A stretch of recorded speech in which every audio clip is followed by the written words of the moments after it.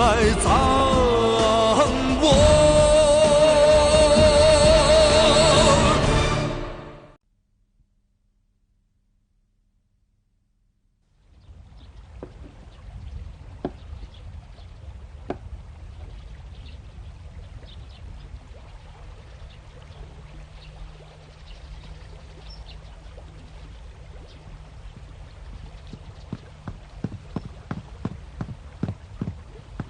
早安，尊敬的父汗。阿斯莱，坐。你看看，知道这是什么吗？不知道。这叫蒙古象棋，是我们祖先留下的一种很有智慧的玩具。过来，孩子，我来教你怎么走棋。等你学会了，你会发现这里面有无穷无尽的奥妙。对不起，父汗。哎，阿斯莱。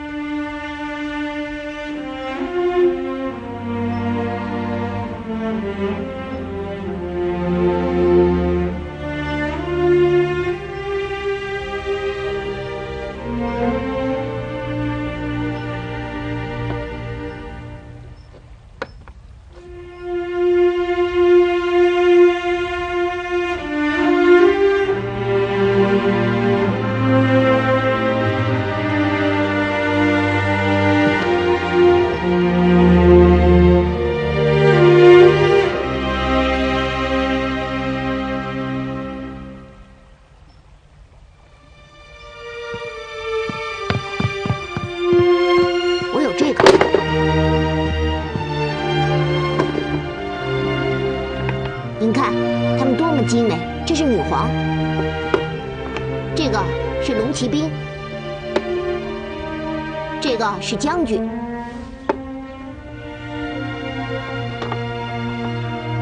这是炮手，这些都是女皇亲自赐给我的。我必须对您说，您这个太丑陋了。孩子，这些棋子也许粗糙，但它们绝不丑陋，因为这是你的父亲，还有你父亲的父亲，用他们并不擅长制作这些东西的手为自己的孩子做的。即使女皇许诺你长大了要当将军，指挥千军万马，那么你在学习战争的时候，也需要有另一支足以对抗的军队，对吗？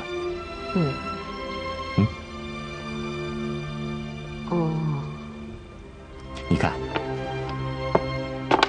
这也是一支部队，这是他们的王，这是马，这是炮。汗，主持扎尔固会议的策布克台吉，请您出席。傅汗，你的旗。这是你的军队，看好它呀。太丑了。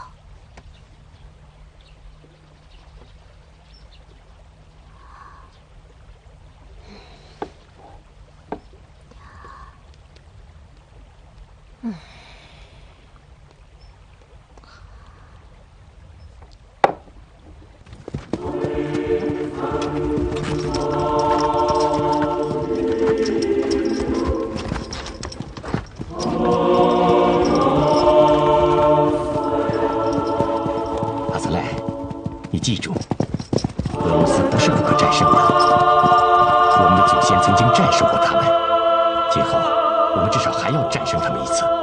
能吗？阿瑟莱，你看，这些都是你的亲人，他们都是死在俄罗斯的炮火之下的。这可不是游戏啊！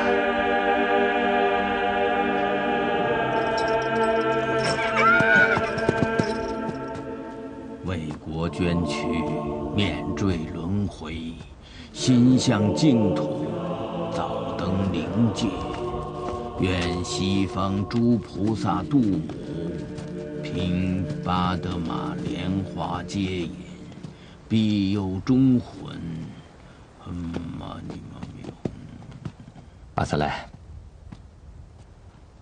向你的亲人们跪下！我让你跪下，你听到了没有？他们是士兵，我不会给士兵下跪。跪下！不跪。你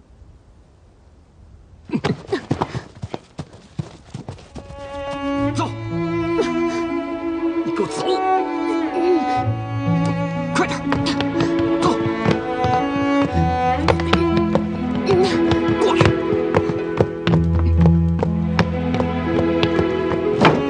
进去！跪下！你给我跪下！你说在士兵面前你不跪，这是我们的祖宗，你跪不跪？给我跪下！阿萨赖，我说跪下，你听到了吗？跪下！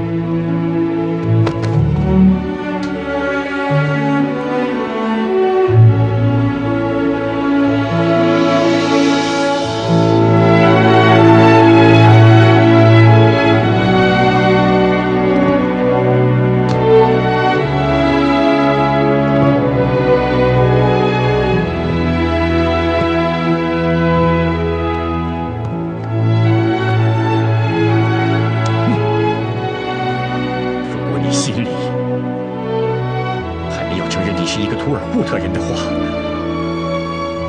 就永远都不会站起来。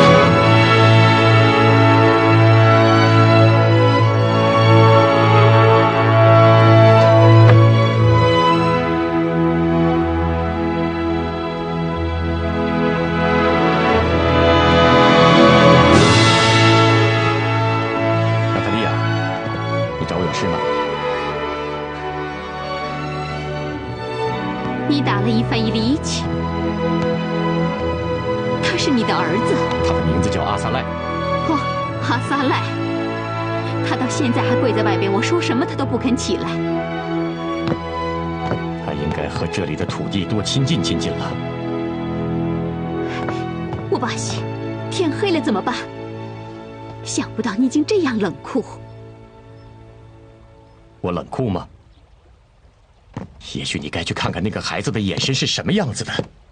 我怎么也想不到，你们的宫廷怎么会把一个孩子从里到外结成一块冰。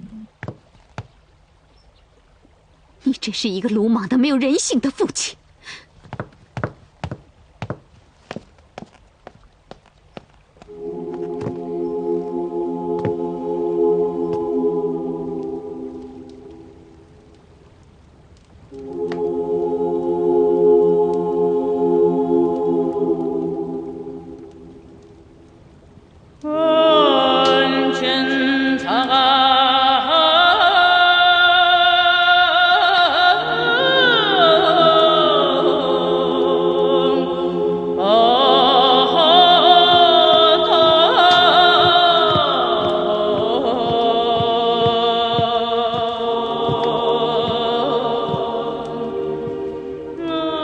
这就是那个孩子，可怜的孩子，太极，你知道吗？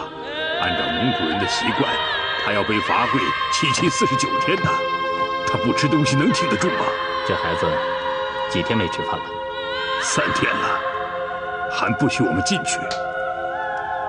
太极，你去劝劝韩好吗？劝劝韩，不要再为难孩子了，就饶了他吧。 我们的孩子在俄国人的手里都过的什么日子啊？他的事情你就不要管了。我敢说，如果你去圣彼得堡救他的话，他会第一个通知女皇的禁卫军，把你抓起来。难道还真让他变成一个俄国崽子吗？哎，佛爷，图尔扈特人做了什么？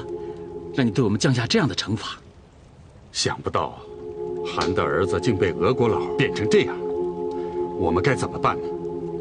怎么办？路倒是有，而且只有一条。你是说，韩王已经发出指令，任何人都不许当众谈论这个话题。可是，当然。韩王也知道，真正的危机就是他的儿子。等着吧，他会做出决定的。哼，别忘了，我们现在这里还有一位公主，所以现在还不到我们出来讲话的时候。可是现在我们总得想一点办法，让这个孩子吃点饭吧，不能让我们的韩后为他担心呢。是。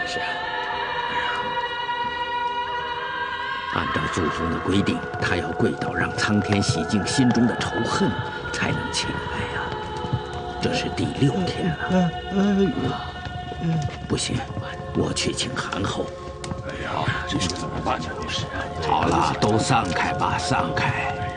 哎，慢慢请。散开了，都散开。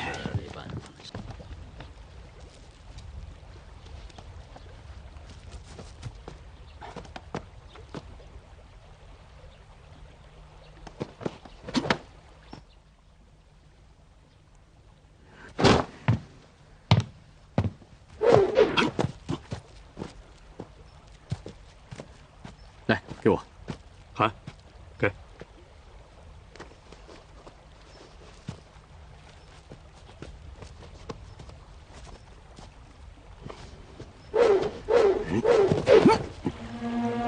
韩，你下个命令，叫孩子起来吧。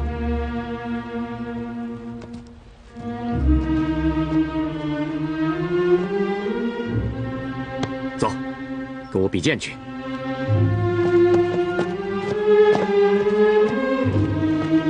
韩，为什么？你答应我，叫孩子起来吧。就在这儿吧，拔剑。韩，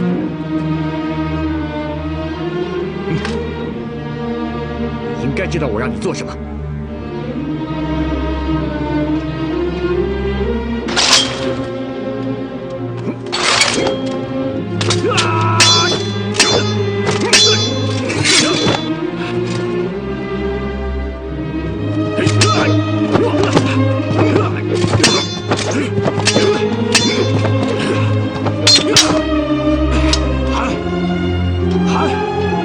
起来吧，他已经跪了9天了。不是我让他跪到现在的。这孩子这一点，可真是像你啊！小时候你也倔得像头牛犊子。还记得那次吗？我弄丢了象棋子，阿爸打了我，是你替我求的情。这些你还记得吗？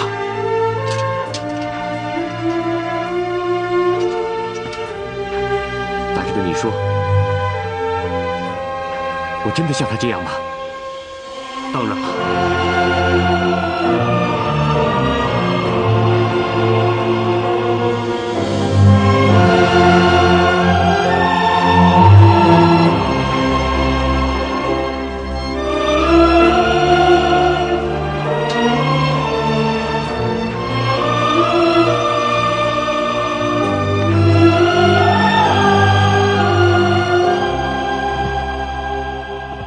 我只到达新疆的抚远城，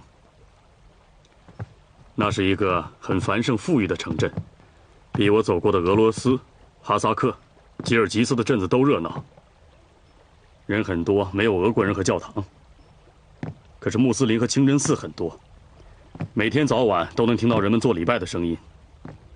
当然，最多的还是汉人，他们也和先前的女真人一样，都梳着一条大辫子。朝廷和我们维拉特的战争还在继续吗？战争已经结束了，朝廷对放下武器的人既往不咎，还给牧人送来了粮食和布匹。这一次虽然我只到了伊犁，但我相信乾隆盛世是真实的。乾隆很像他爷爷，就是曾派遣图里琛使团抚慰韩国的康熙大皇帝，他们都把我们图尔扈特人奉为尊贵的客人。韩，现在的草原已经平安了。我们想选择回家的时机，也许是时候了。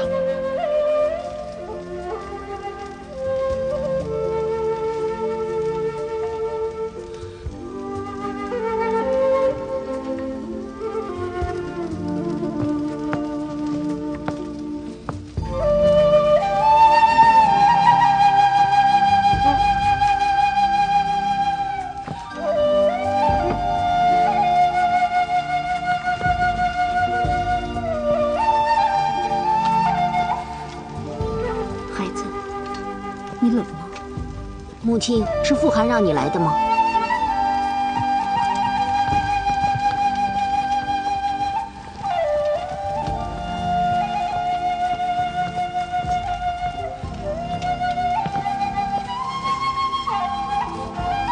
孩子，你的傅寒没有错。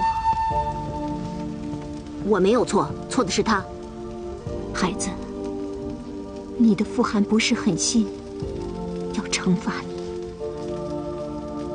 我们的兄弟牺牲了，所有的人都应该跪下来送他们一程。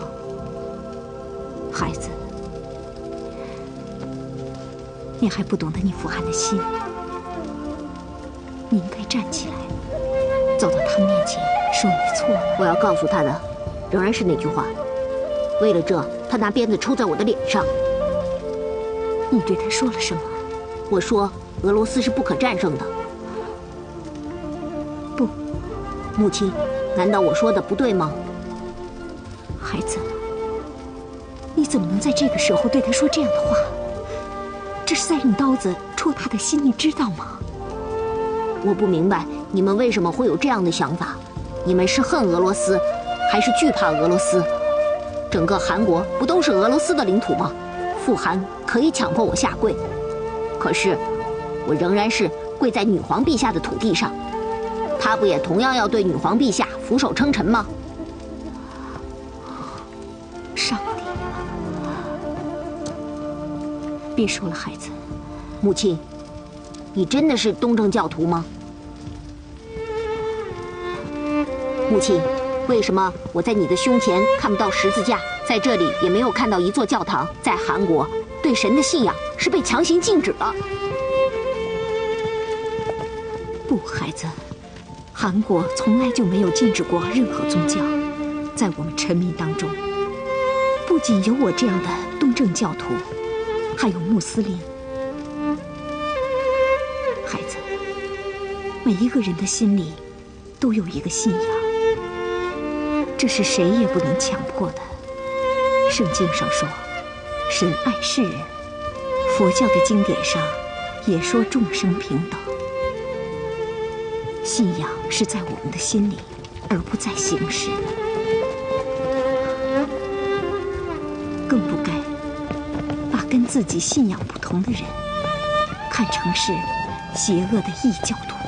母亲，你说的和院长嬷嬷教导的不一样，跟女皇陛下说的也不一样。我不会相信你，你走吧。孩子，你让我走。母亲，我是女皇陛下的伊凡伊里伊奇伯爵，我不需要任何人的怜悯。你走吧。你。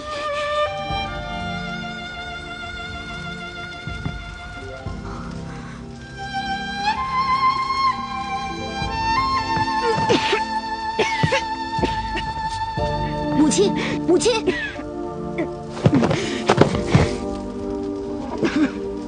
母亲，怎么回事啊？快快扶他起来！哎，起来！姐姐，哎呀，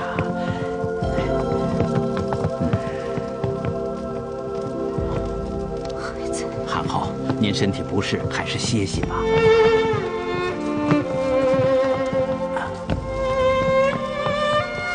你怎么能这样对待自己的母亲呢？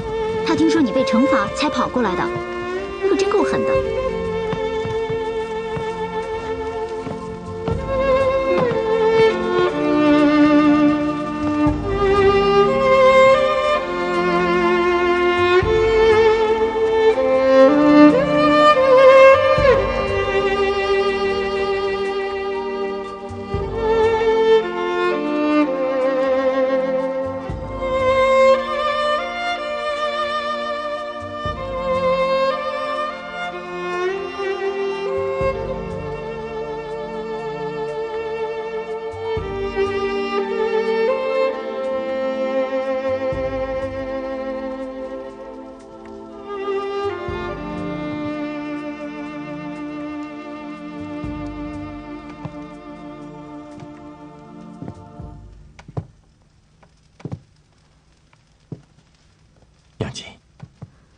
小声点儿，我只是想来看看他。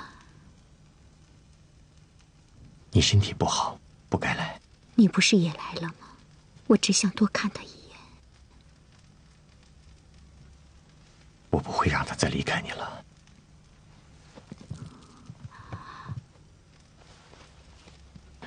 你的手都冰凉了。韩，我有种预感，觉得阿萨莱要和我们分开。别瞎想，我们走吧。都是我们的错，阿萨莱才这样可怜。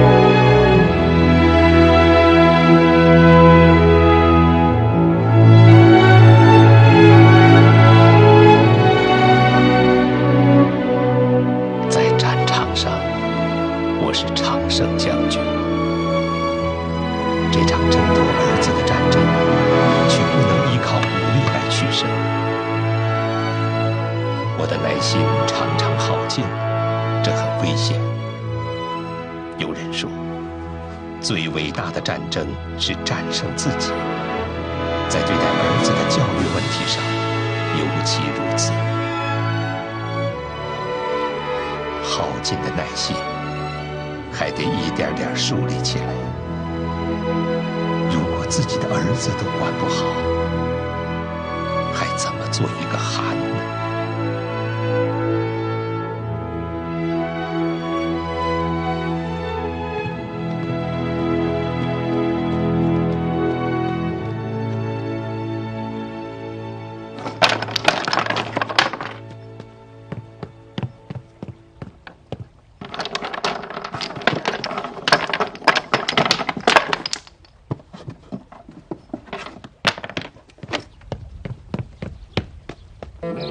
很久很久以前，这里是一片无人管辖之地。我们的祖先游牧来到这里，相当惊讶这片渺无人烟、浩瀚无垠的草原。再往东去，沿途除了天地以外别无他物，海就在你的脚下。后来人们就叫它欧洲的蒙古利亚草原。是我们的祖先在这里搭起了毡房，开辟了牧场，建立了汗国。你看，这位威严的白雪老人，就是你的高祖阿育齐汗。他是一位叫波利斯连彼得大帝都十分尊重的汗王。这里还有明朝皇帝亲自给他的御印，达赖喇嘛祝福过的经文和佛像念珠。还有清朝皇帝亲自给他马鞍、弓箭、火枪、杯盘。我们现在虽然生活在异乡的土地上，可100多年来一刻也没有忘了故土。遥远并不能割断我们与祖国的联系，更割不断我们的思念。居住在这里的族人们，用一块石头一块石头堆叠起来的敖包，表达了我们在此居住有思乡的情怀。每个出门的人临行都要参拜告别，在他回到这里时，再把从远方带回的石块放到敖包上。走，我带你去看看。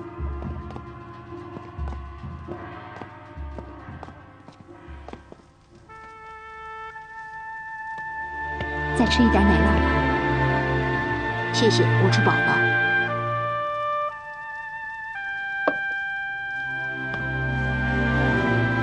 娜姐，你说我真的做错了什么吗？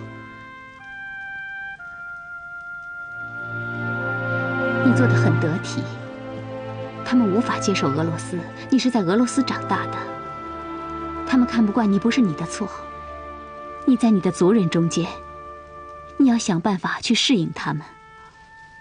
为什么他们仇恨俄罗斯？难道俄罗斯不是世界上最伟大的吗？是的，可是范尼亚，你知道吗？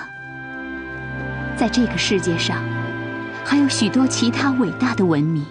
你是韩王的儿子，如果不能了解你的臣民，不能使他们爱戴和拥护你，你就辜负了陛下对你的期望。我记住了，我会努力的。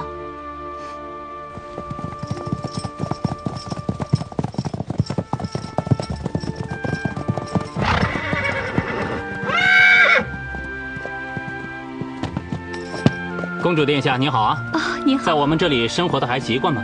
还好，谢谢你，大太监了。啊，公主殿下，如果您有什么需要我效劳的，尽管吩咐好了。谢谢，给您添麻烦了。我给女王的信中专门提到了您的才能。哦，对了，您给女皇信件，我已经安排信使以最快的速度送往彼得堡了。您在信中说了什么，我不想知道。可是我知道您的信对女皇陛下会产生极大的影响，所以我还是希望您能够特别慎重为好。什么意思？没什么意思，我只是希望您能够在这里一切愉快，公主殿下。哦，对了，今天晚上您能否赏光到我的府中小坐？我那里还有一些特别上好的中国茶。哦，谢谢您。请吧，娜塔莉亚·尼古莱耶夫娜。哦，谢谢。公主殿下，您还要不要加一些糖呢？不，谢谢。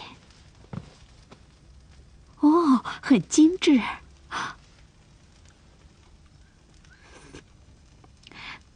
没想到在您这喝到了这么好的中国茶。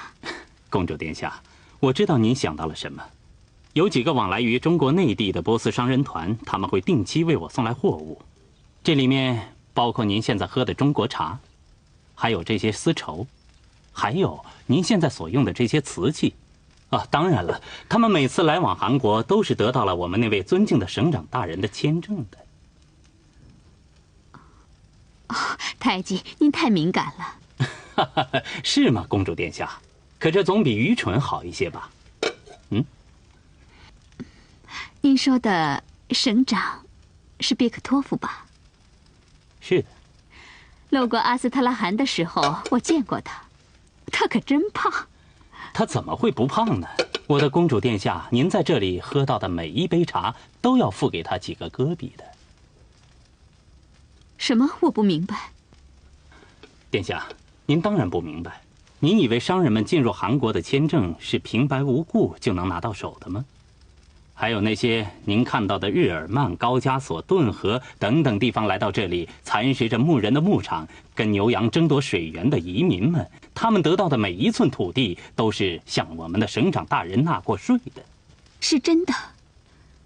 可是我听说阿斯特拉罕省总是向陛下哭穷，请求减免他们的税收，所以省长大人的胃口才会那么大呀。当然，这些事情您在圣彼得堡是不会知道的。嗯。是啊，听起来真像神话。啊，殿下，我们为什么一直在说这位省长大人呢？如果再说下去的话，恐怕这茶叶也会变味道了。是啊，是啊，太极。您说您写了一首14行诗，能让我拜读吗？当然，那首诗本来就是献给您的，让我读给您听吧。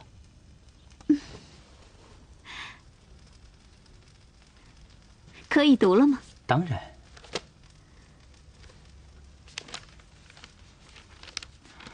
在密林最深处，芳草鲜美，一朵蔷薇绽放着迷人的花蕾。哦，我愿是那只殷勤的蜜蜂，在您的身边萦绕翩飞。我愿……怪不得呢，在你府上。老远看上去就像蒙上了一层神圣的光环，原来是有贵客光临呢。您好啊，公主殿下。哦，您好，夫人。我也要自我介绍一下，我是先汗敦洛布旺布的遗孀，维拉顿杜科瓦夫人。殿下，女皇陛下的俄军准将敦达科夫将军向您报道。谢谢您，将军阁下。殿下，我在听候您的吩咐。哦，我没有什么吩咐，真的。哦，策伯克，你怎么能请尊贵的客人喝这种东西呀？我上次给你带来的上等的咖啡呢，你应该请公主品尝品尝啊。不用麻烦了，这很好。公主殿下，你呢，请不要见怪。我这个小孙儿策伯克，他每当回到这里，就会把在圣彼得堡学到的贵族的传统都忘记了。不过，公主殿下，你也许更喜欢喝一杯法国的红酒吧？哦，不，我真的喜欢喝茶。殿下，喝杯葡萄酒吧。不，对不起，准将，您最好能让我安静一会儿。我喜欢喝中国茶。哦，那我给您倒来。不，我说过了，您让我安静一会儿。阿廖沙，你耳朵聋了吗？公主殿下让你出去一下。妈妈，我不是做的挺好的吗？让你出去一下。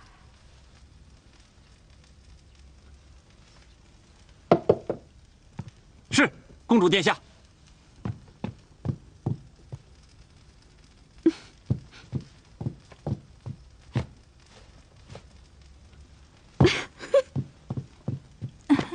夫人，如果你再把你这个白痴儿子带出来到处丢人现眼，我就会让人再拔光他的胡子。不，这一次我会连他的头发都拔光。策伯克，他毕竟是你的叔叔。哼，你不觉得说这个很无聊吗？策伯克，我是来谈公务的，我是来找公主的，我就是要告诉他，有人在王庭的会议上公开的散布言论，仇视俄罗斯和女皇陛下，甚至还煽动。你要干什么，夫人？生怕别人不知道你是一个到处煽风点火的长舌妇吗？策伯克，你太放肆了！你去告密吧，你去呀，去吧。喂，你们在说什么有趣的事情？看起来很可笑的。尊敬的公主殿下，这位夫人想告诉您，在我们的韩国内部，正在酝酿着一个可怕的阴谋，或许主谋就是我。真有趣，夫人，你可真有意思。哼。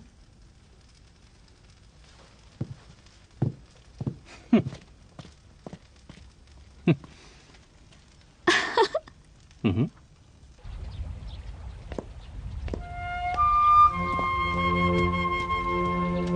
阿廖沙，你怎么还站在这儿不动啊？我在等待公主殿下的吩咐。等个屁呀！怎么了，妈妈？难道我又干蠢事了吗？难道我干的蠢事吗？我从来不干蠢事。没有，一定没有。我今天的一切都是按照您的吩咐做的。笨蛋！妈妈，您倒是说说呀，我到底怎么了？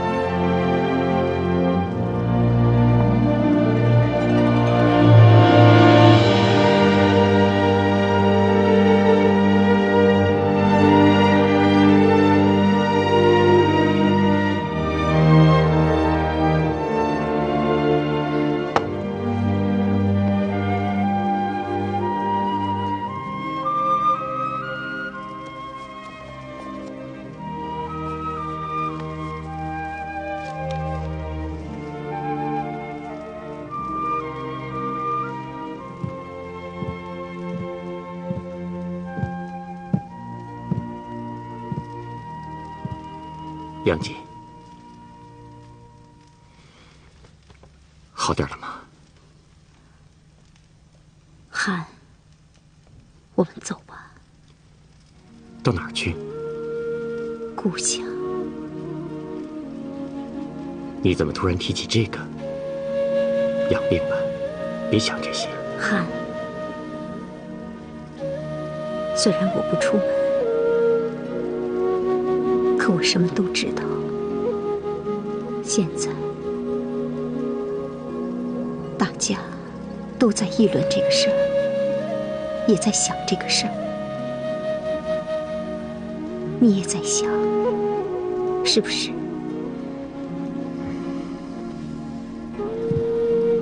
是。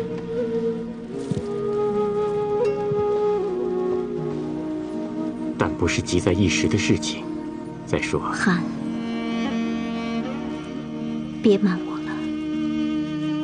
我知道，从看见咱们的阿塞莱那时起，你就下定了决心，再不能把我们的儿子送回到女皇手中。不论是为了他，还是为了整个韩国，我们只有离开这里，才能真正得到我们的儿子。我不单单是个父亲，我还是韩王，我的每个决定都关系着10几万人的命运。我还是丈夫，必须要想到妻子的健康。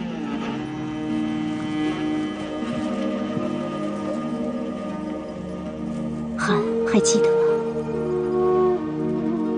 从我走向敦都科夫家的小教堂，当我在圣母的祭坛前发誓说我爱你，我要嫁给你的那一刻起，我的一切就都交给了你。汉，千万不要因为我影响了你的正确决定。就算我不能像一只鹰那样和你一起展翅飞翔，我也绝不会成为坠在你翅膀上的石头。